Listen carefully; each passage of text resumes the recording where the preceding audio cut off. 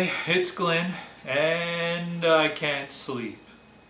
It is 2:42 in the morning. Um, yeah, I know it's kind of dark on this. The lighting is dark, but I don't know. These videos, it's easier for me to just kind of let go and kind of relax while I'm talking to you if it's dark in here. So, keeping the lights at a minimum. Because when I can't sleep, it's not usually because I don't want to. It doesn't mean I'm not tired. I mean, dang. I've been exhausted lately. I've just gotten a lot done. I'm in a really good place right now. And I guess just the exhaustion of fighting through the past couple of years has caught up with me. Just the last few days, I've been asleep. I mean, if I don't have to be doing something, I'm asleep. It's weird. But it's just since I got through some of the last hurdles to getting back on my feet and such. It's just exhausting. But it's good. Like, it's a peaceful kind of tired. But I still get insomnia. Always have. So I guess, there's a lot that I could talk about. I don't know what to talk about. I get the impression that some people on YouTube prepare for their videos. Me, it's like I have a live stage show or something, no script. It's like I sold tickets to a one-man show and I have no earthly idea what I'm going to talk about. And in that situation, I think I'd be all right. I'd just walk on out on the stage and say, "Hey, what's up?" and start talking. And I could go 2 hours. People feel they got their money's worth. I don't know. But I used to be in theater, and I still have nightmares about I'm about to go out on stage and I'm in a play and I realize, wait, I meant to actually look at the script at some point over the past 3 months, but I never did, and it's opening night. I don't even have a script that I can carry out there with me and just get bad reviews. I mean, at least I'd have my lines. And I start panicking, and then the play starts, and I'm just like, I don't even know who I'm playing, or when I walk onto the stage, I have no idea what this story is about. What am I? Yeah, and then I wake up, and I'm so freaking relieved. So relieved.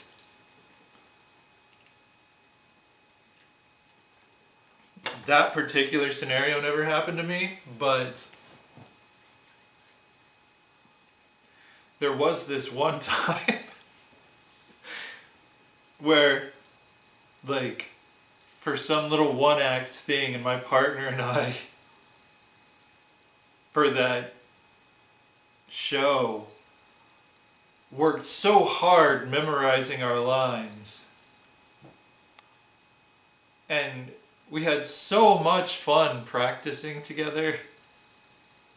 Like, we would just, because it was like a couple having a fight, a really loud and brutal, profanity-riddled fight.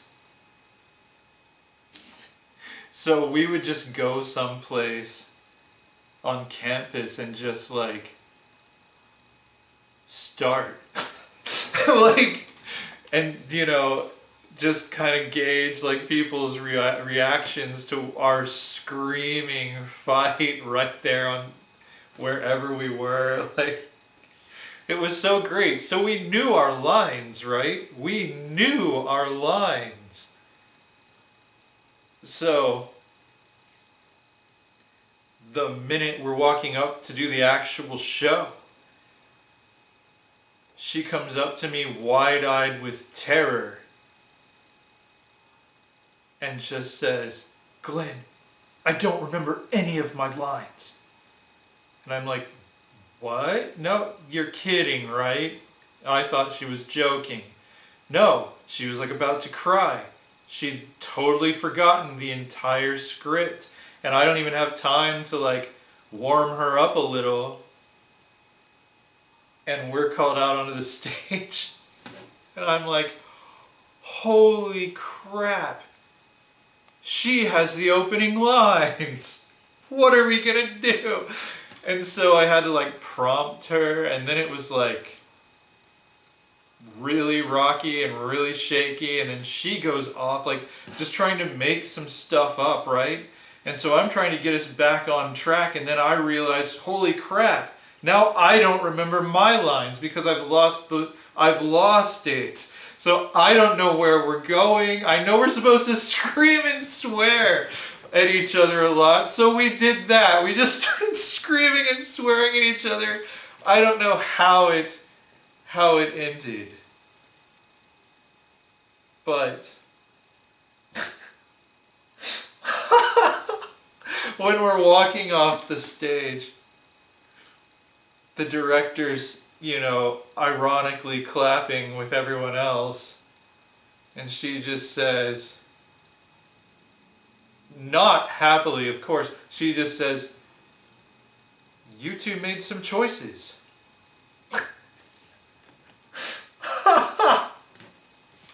Oh my gosh. Just wow. That was humiliating. But now that I think about it, probably most people in the audience had no earthly idea that that wasn't how it was supposed to go. I don't know. I don't know what little one-act play they were watching. Gosh. I'm both sorry and glad that I don't have that on video somewhere. But yeah, like, I have nightmares about not even ever having seen the script. But I always prepared. That's weird. I always prepared for everything else I do, I prepare, but not for videos like this. Or conversations in sunglasses. I'm just winging it, man. That's me. If I were really all that concerned with gaining viewers, and every time I say that, again, I would definitely cherish the few subscribers I have. I think that's great. But, what I'm saying is, if I were in this to try to just get like hundreds or thousands of people to watch me, then I would actually cooperate with the YouTube algorithm, which I absolutely don't. If I did that, then this channel would be just this. And the channel would be called I Can't Sleep. Or it would be just conversations in sunglasses, or just a vlog, or just reading stories. And there are channels like that. But no, I'm doing it all on one channel, and I don't care. And I'm going to keep changing it up. I mean, that's how one of the ways that this little hobby becomes interesting to me is the variety, like the different things that I can do. And just have fun with it, and enjoy it if people watch it, but not sweat it if people don't. I don't know. I mean, it's just a great experience. Like, I think about, like, how you a lot. I don't know if everyone does, but it seems like, popular storytelling would have you believe that we all fantasize about the past, that we all romanticize the past, like that's why there's so many period films and novels set in a different time that we've completely romanticized. Like, wouldn't it be cool to travel back and live in the 1890s for a month, or the heart of the Roman Empire at its height? Like, just experience that for a short time and then come back here, like we have those little fantasies. And I mean, the thing is, like, if you really think about it, we're living that fantasy now, except from the perspective of people a century or two in the future from where we are. Like, we're what they have romanticized the early 21st century because of the things that are unique to us. The things that are unique to our time. And I mean, face it, boys and girls, we live in crazy times right now. I mean, no doubt about it, this period of the 21st century in particular is going to be romanticized. We're on the cusp of so many things. Like, that's kind of what's fascinating about the late 19th century to me, is that it was on the cusp. It was straddling two eras of human history. It was just like the gloaming before the dawn that was the 20th century took off. Yeah, just, the thing is, we're in that period again, right now.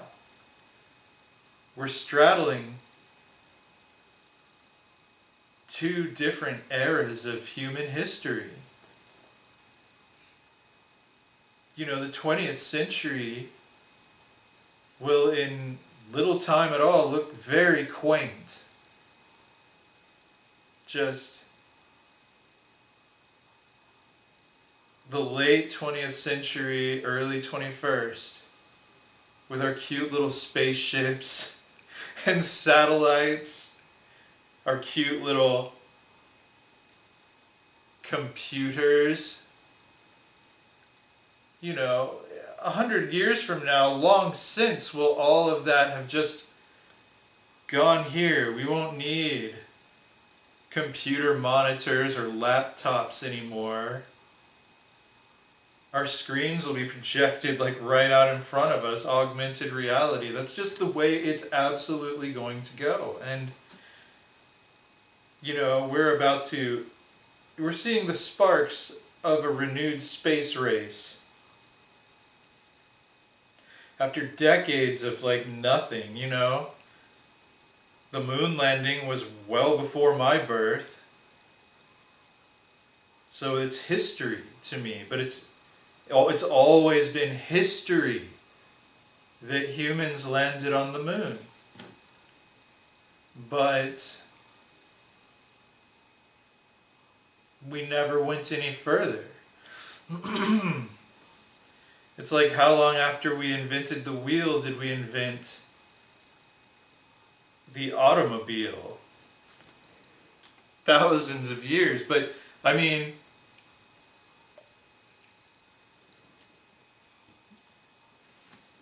that was two whole epics, But again, the 1890s, early 1900s saw that transition, and our technology exploded and created a new world. Like, that's a period where they still had horse-drawn carriages, but they also had some automobiles. They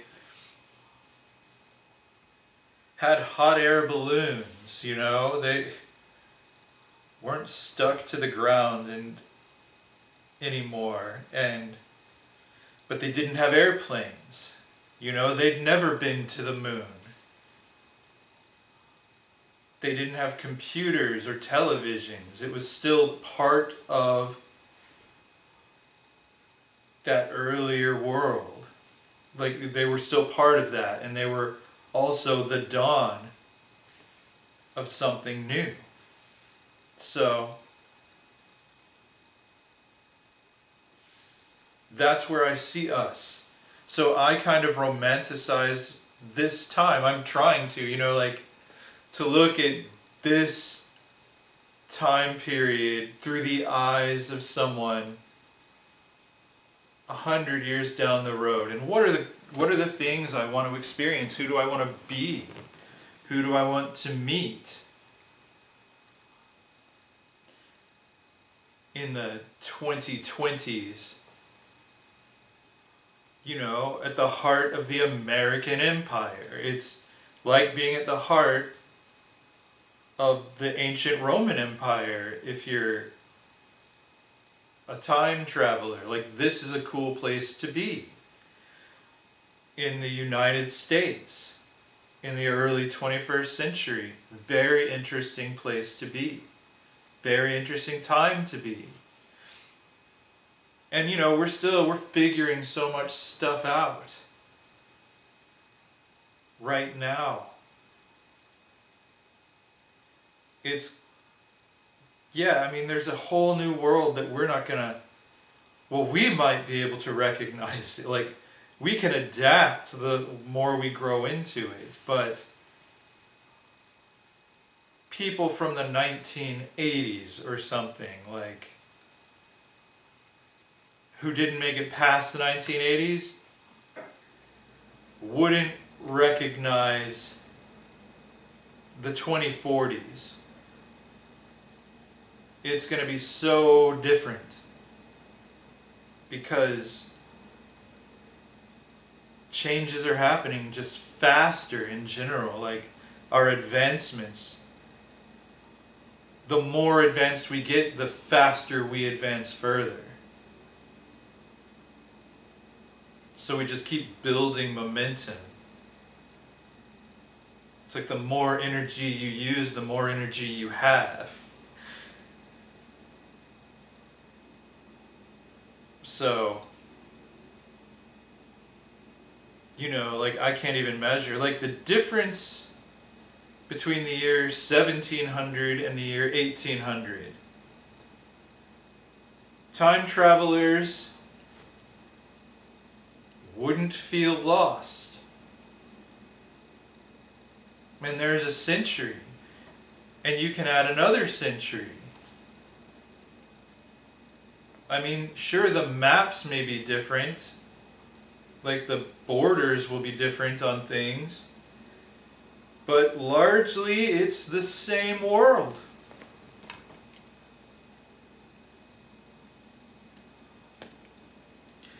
Different styles, but the same basic technology. The human experience didn't alter much. But then you look at 1800 to 1900, two totally different worlds. And then 1900 to 2000, holy wow. A lot more changed than changed in the previous century. And now it's only 21 years in, or 20 years into the 21st century. And I just feel like we're already in a different world. Like, I think we've already made more than a previous century's worth of advancement. So 20 years forward, we'll have made even more of an advance than we made in the past 20 years in technology and in the way that we live. And so yeah, like, embrace now as a romantic time period. Like, you know, if you think about what would you do in those time periods, who would you want to meet, like I said, think about this time the same way. All the things that exist together only in this time, you know, elements of the past and the future. We're just in this cozy little morning sunbeam that no one else in history gets to be in. They're going to wish they were here. So on their behalf, how can we live our lives? How can we be the perfect romantic early 21st century figure? And this is how I choose to live my life in answer to that question.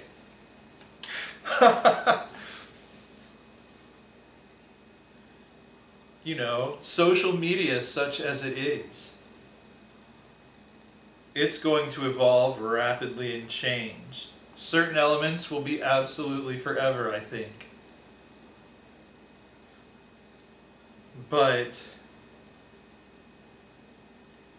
you know, we haven't become like as cybernetically augmented as we will yet. Like I said, we still have television sets and computers and phones, cell phones, you know, that we carry around and we misplace and we lose, or that, you know, the hardware goes out. It's all going to be here. Way less than a century from now. It's all going to be here, and it's like we are experiencing some of that as it happens. Like, we're experiencing the quick evolution into that world. But we still get to play, you know, we still get to play with the toys, the cell phones.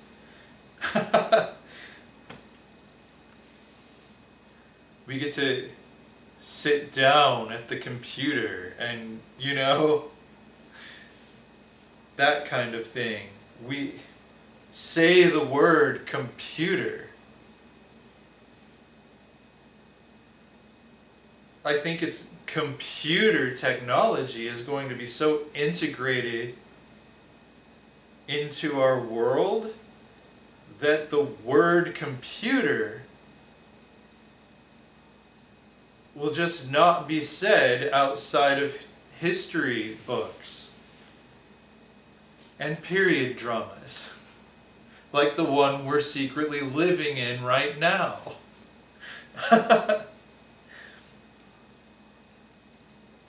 Computers. So yeah, it's a great place to be, and I feel like the world is on, we're just teetering. Like, are we about to slip into another Dark Ages time, or are we about to slip into a new Enlightenment? Because it feels like the polarization of things right now, the politicizing of everything, even the facts, I mean, it's leading to a rift between the willfully ignorant and the willfully enlightened. So there's a will pushing both of these movements further apart. And, you know, in the United States, we're seeing a struggle, a power struggle between people who deny reality and people who are wanting to address our actual problems. And right now, you know, we had 4 years of science denying, save the wealthy kind of things, like 4 years, oh my goodness, that ended with these people raiding the Capitol because they couldn't accept that their guy lost a fair election.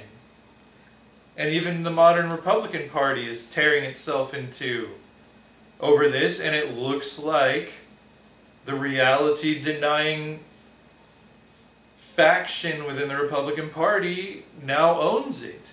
So this could come back, like right now they're not in power nationally, but they continue to fight to be, and they continue to have supporters who grow more and more ravenous by the day. Like our country gets more and more polarized by the day. But I think, you know, it's interesting because you're going to see both. Like the Republican Party is not what it was 30 years ago. Like it's the Reagan Republicans would not recognize, if they traveled 3 decades forward in time, they would not recognize Trump Republicans. And Lincoln Republicans wouldn't recognize Reagan Republicans. I mean,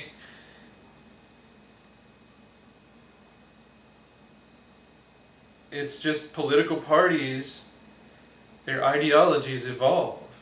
Just like, yeah, Lincoln era Democrats wouldn't recognize modern Democrats. They think they were Republicans. It's just,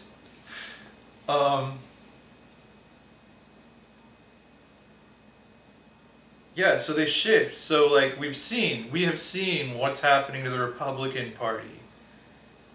How its values have evolved from what they were mere decades or even years ago. Its governing values, those values are gone. In place of that is our way or the highway. Deny reality if it's working against you. Doesn't matter if it costs you democracy or the planet.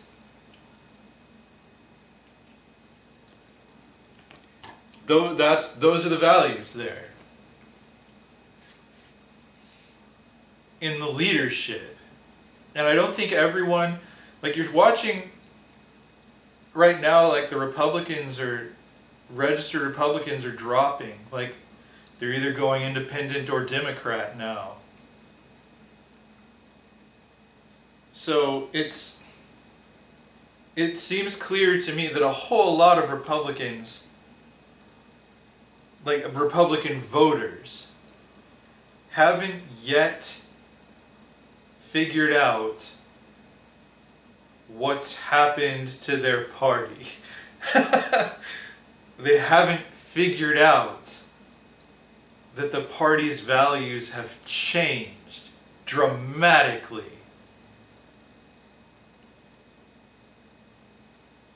And so they think they should still be voting for Republicans. I mean, and so the Democrats, like, right now, you know,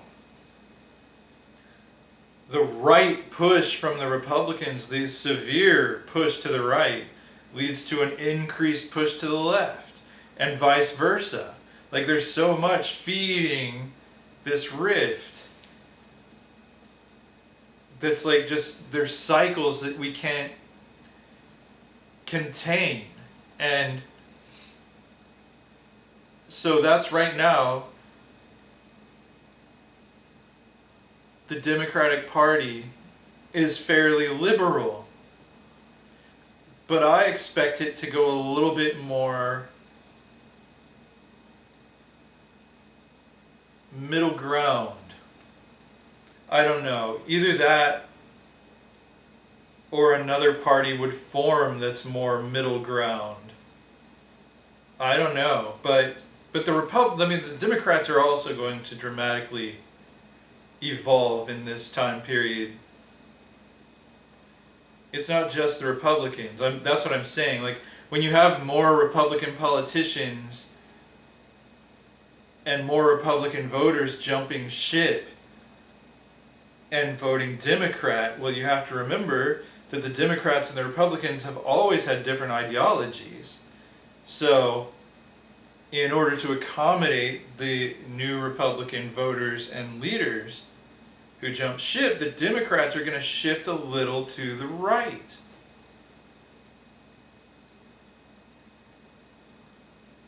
Because we're going to be getting leaders with those values. We're going to have voters with those values on the Democratic side. It's crazy. Like, you can't, like, political parties aren't like sports teams. You know? Like, if a sports team leaves your city, you know it. You know they're not your team anymore. And you get a new home team to root for.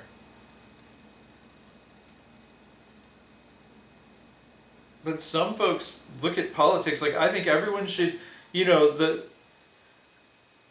politicians are Democrats or Republicans. The voters should all be independent. We shouldn't feel like, oh, well, I gotta vote Republican because that's my home team. We need the Republicans to win, even though their values have shifted to actually be the opposite of what I want for this country. But I am a Republican, so I gotta vote Republican. Can't let the Dems win, even though their values actually perfectly match what I want for this country. Like, I'm not a homophobe or a racist. And I don't know why Trump didn't concede the election. But I'm a Republican. So, like that kind of mindset. And not just Republican, but Democrat as well. Like the Democratic Party totally shifted from being the right-wing conservative party to being the left-wing liberal party. So, like, I think that's interesting. So that's one of those things about this time is we don't know which way the world is going to go. I mean, right now, the level-headed politicians are in power.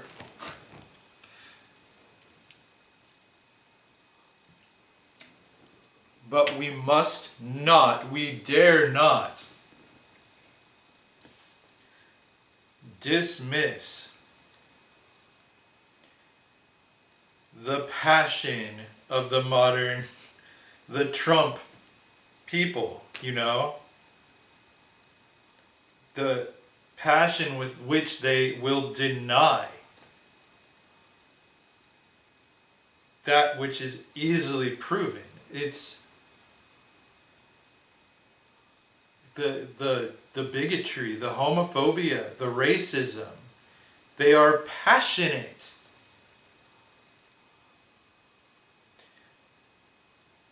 So they could yet take power back. It's a long shot, but if you really look at history, wars are not so much won by the ingenuity of the winners as they are lost by the losers having underestimated their enemy. You know, when you let your guard down, when you think, oh, they don't have a chance. And I mean, that's not a universal truth. It's just a lot of wars you can look at and see that pattern. Where this war wasn't so much won as this war was lost. Like the loser made a critical error by underestimating the eventual winner. If they had prepared for the possibility that their enemy could get at them in their current position, then it wouldn't have happened. But they felt secure in where they were. And bam, they lose the war. So that's what I'm saying. It could happen. In this country, we could lose democracy as we know it. We could lose the separation of church and state. You know, we could lose gay rights and women's rights. We could lose a lot of things in this country. It's just a matter of who takes power and when. So that's what I'm saying. I think with both sides pushing so hard in extreme directions, one of them is basically going to blot out the other at some point. By being in power long enough that their way becomes the normal way. So either we believe in science as a society moving forward, we believe in equality, we believe in democracy, or we think if you scream it ain't so long enough and loud enough, it ain't so, and science has no power. We can trash the planet because God would never allow us to destroy the planet. I've actually heard that argument. It's like we don't need to worry about climate change because God would never allow the earth to be destroyed because of the flood and the rainbow, Noah's Ark story. And I'm like, well then God would never allow us to drop an atom bomb on anybody either, would he? God wouldn't allow us to commit suicide. You know, God wouldn't allow us to mass murder. God wouldn't allow genocide. God wouldn't allow the destruction of the rainforest, but where are they going? Yeah, just that argument doesn't work for me. I think, and if the worst case scenario is we have a cleaner, healthier, happier planet, why is that bad? Like, you know, that's, I mean, what I'm saying is worst case scenario, like, or that's not, it wouldn't be worst case scenario, it wouldn't be bad at all. If the scientists were wrong, it would mean we were fine. But the worst we could do because of it is to clean up the planet and clean up the air and clean up the water.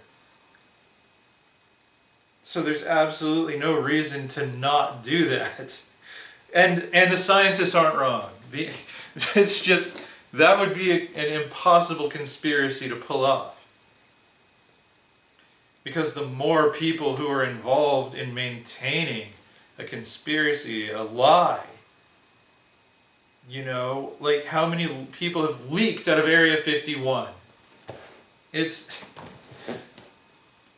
You know, we knew about stealth bombers when the government was still denying they existed. And then suddenly, oh look, and by the way, stealth bombers actually are real.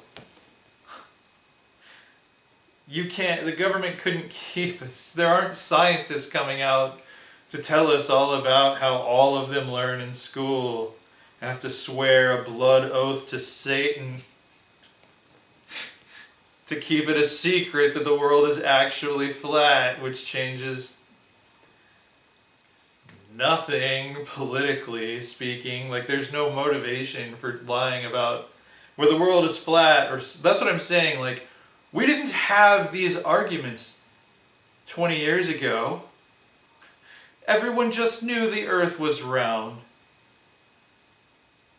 But now, we actually have a large group of people who are convinced the earth is round, or is flat, and that it's a huge conspiracy, that they want us to think the world is round. To what end? I don't know. But those are the people who, it's a conspiracy that they stole the election from Trump, and they had all these conspiracies about the Democrats that don't make sense, because if the Democrats had that kind of power, they wouldn't have lost the 2016 election. I mean, it doesn't take much critical thought to realize that the conspiracy theories are total BS. So, I don't know. There's that side, though. There's that willful ignorance. That willful book burning ignorance. And I feel like we've got so much of our history tied up on the internet. And so that's going to go one or two ways. That's either going to delete decades worth of history when it all goes away in a new dark ages, when a kakistocracy has maintained power for generations and just wrecked everything, wrecked the infrastructure. The internet is a threat. It would go away. All of our photos, all of our videos, all of our blogs, our history. And more and more things are going digital. Like, the home media market favors streaming services over physical media. So, anything that's never been released in a physical format has a greater chance of being a lost work 1,000 years from now. But if we keep pushing, if the people pushing for reality and science and social evolution, if they win, then all of the things going digital, this is going to be a treasure trove for future paleontologists. I think we're going to have cyber archaeology, and it's going to be this brilliant record, which is another reason to romanticize this time period, because we are perhaps we're the first generation to leave behind this detailed a record of our daily lives, of what it was like, what we wore, what we thought.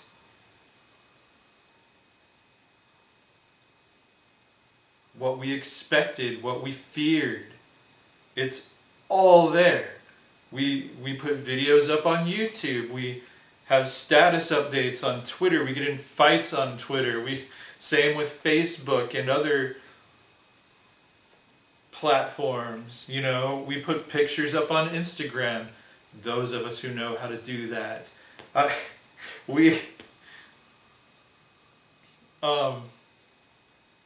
And it's not that I can't learn how to do it, it's just that I haven't found what Instagram offers that other platforms don't enough to like get interested in it. But moving on, yeah, we we write our blogs, we tape our vlogs, we are a fascinating period in human history.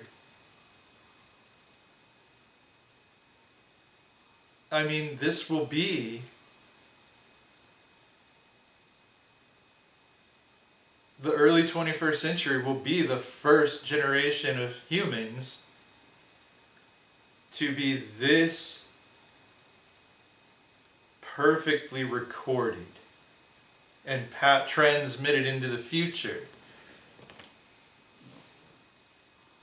You know, like we have to write a paper in grade school, say, for an assignment that's from the perspective of a child living in the American frontier. Those Little House on the Prairie people. But we don't have that much to go on. It's mostly up to our imagination. We have journals. We have newspaper articles.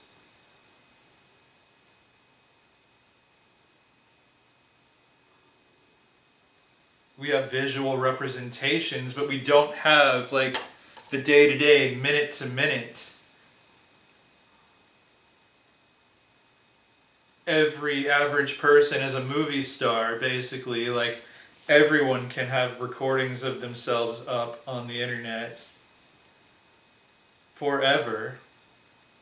Pictures, like, yeah, we can't go into an early 19th century kid's Facebook, you know, and pull up all his statuses and all his friends and likes and dislikes and pictures. We can't go to his YouTube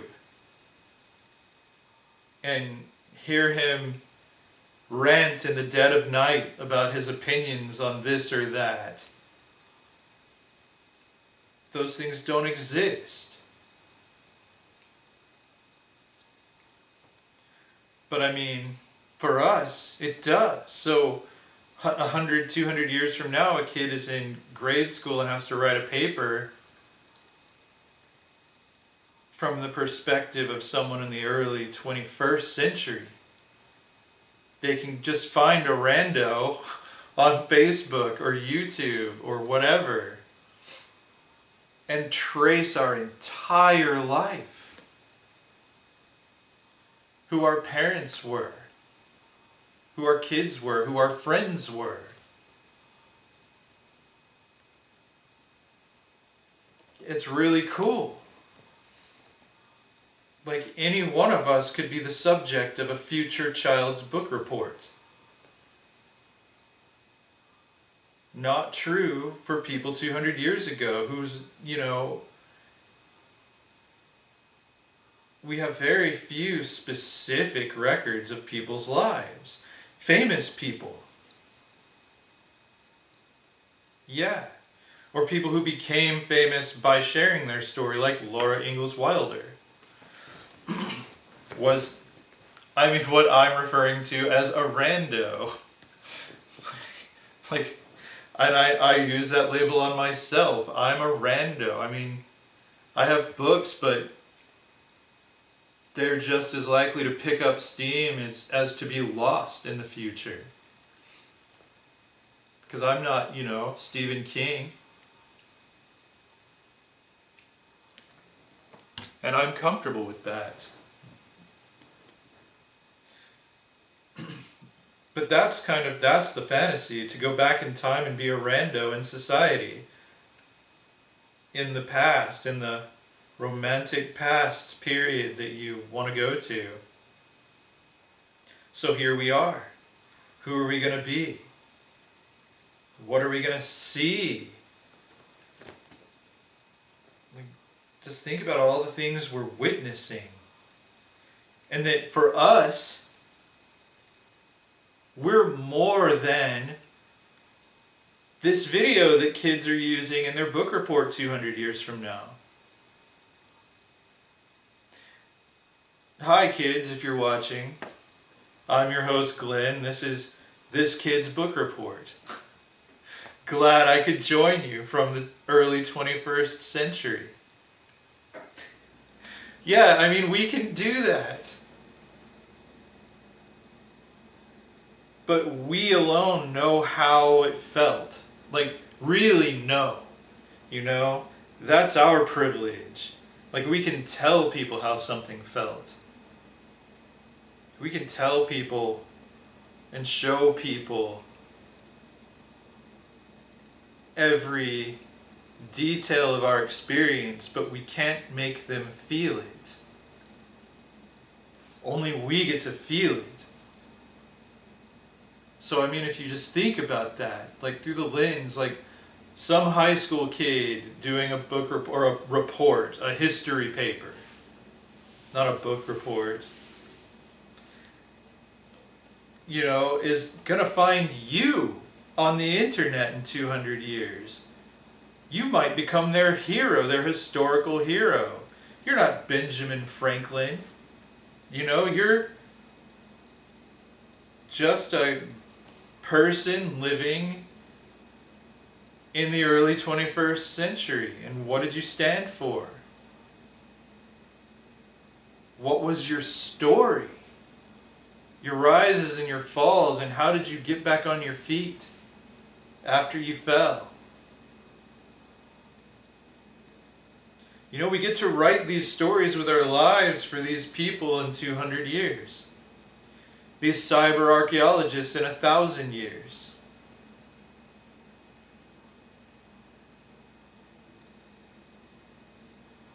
We get to make this treasure for them. And everyone gets to participate in making that treasure who wants to. It's really cool. So yeah, I romanticize the early 21st century. And I'm trying to live it like the person I'd want to do a book report on if I were a kid in 200 years.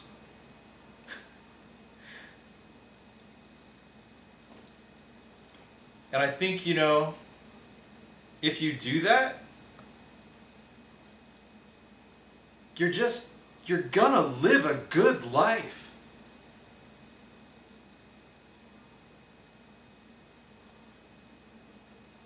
So I'll leave you with that. I'm glad we had this chat. So thanks for I'm so tired I can't even talk. Anyway, I guess I'm going to try to go get a little sleep. So subscribe below if you are so kind and so inclined. And I'll talk to you next time. Thanks for sitting up with me.